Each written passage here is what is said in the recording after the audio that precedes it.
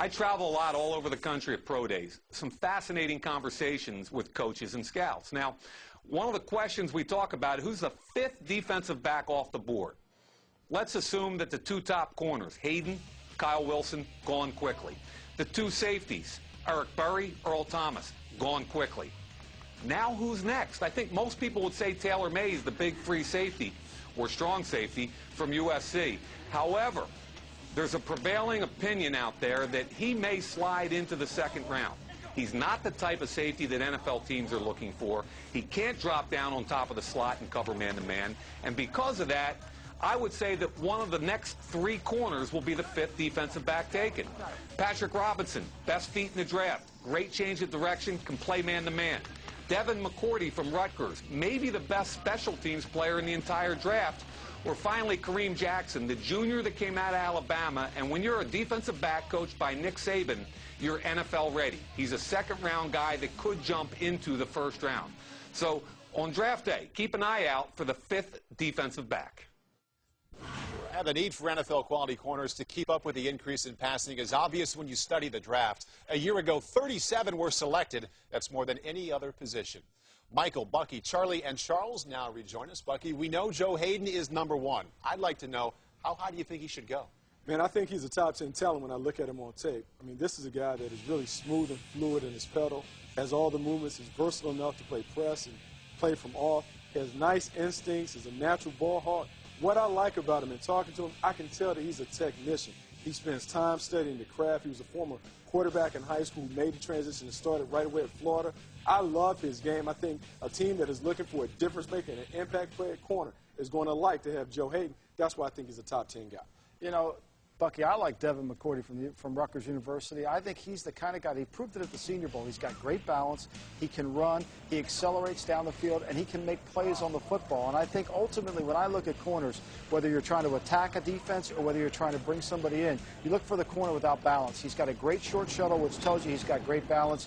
He can make plays on the ball, and I think his stock is rising. I think he's got unique athletic skills, and he's getting better as a cover guy. I think the week at the Senior Bowl, he improved each day.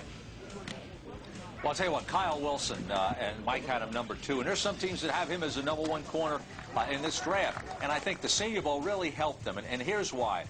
In college, you didn't see a lot of off coverage in the tape. In the Senior Bowl, in the drills, you got to see him in off coverage, and you saw the guy's quickness, change of direction, dart-type ability. The guy is a really good athlete, and he's got real good press ability. That shows up when you watch the college tape, and good reactions in the zone. So he does everything well. You just needed to fill in that last blank with the off coverage. The other thing, this guy can return punts. 2 years did it, 14-yard average. That's a positive. One other note, you want to be able to feel comfortable about this guy, making sure that there's no off-the-field type of incidents or history there that will bother you as you make this draft selection. I love the fact you guys talked about 3 guys who are probably going to be in the first round, and we got a good chance to see these guys, especially in the Senior Bowl. You talk about Patrick Robinson and Kyle Wilson. They were absolutely fantastic. Let's go to a guy who's probably going to be drafted below the first round. All right, Brandon Gee from Wake Forest University has good bloodlines. His brother Patrick was a player there, another fellow defensive back. He was a safety. Brandon is the type of guy that tests awfully well. He got everyone's attention at the combine, and as they like to say, sent them scurrying back to the tape to check out this guy, because all the tests you saw him run, leap, react, did everything really, really well. A lot of people are wondering why they didn't see that on film. Well, he's been through some injuries at Wake Forest. I think he lost a little bit of confidence, but that confidence is starting to come back, and I thought he had a pretty solid Senior Bowl week as you see him continuing to develop as a top-level prospect. I definitely think he's not a first-rounder, but I think that someone will get value out of him in either rounds 2 or 3. Well, Charles, a couple months ago, I didn't think Kareem Jackson from Alabama was going to be a first-rounder, but I continue to hear his name linked with first round. Why is that? Well, I think what's happened is that Javier Arenas, his teammate at Alabama, and deservedly so, took a lot of attention away from Kareem Jackson because Javier gave you the return game ability, one of the best return guys in the history of college football. So Kareem got overlooked. He was the guy holding things down on the opposite side while Javier made a lot of big plays. But you see his instincts. He understands how to play the game. He understands positioning. And as you would expect out of a Nick Saban corner, he knows how to play, tackle, cover, read the offenses, and do everything you're asking for. Doesn't have elite speed, but I think he's a really good football player. Yeah, and my opinion on him is that I kind of like him like Charles does. This is a guy that could go at the end of the first round if you get a run on corners. When you watch him on tape, first thing to me was athletic ability. He's quick. He's sudden. He can change directions. Now, there was some question on his speed. Ran 4.41.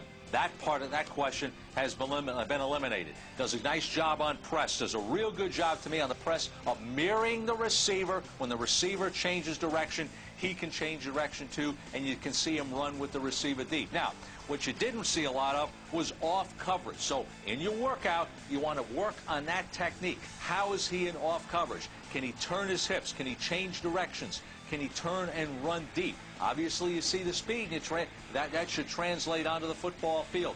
Well coached, that's already been mentioned. Guy could go late one with the run on corners. You know, I think, Charlie, he's a pro-ready corner. And having been with Nick Saban in Cleveland, I know as a defensive coordinator, even as a head coach, Nick specifically loves to watch defensive backs and coach the secondary. And this young man is well coached. He plays press coverage perfectly.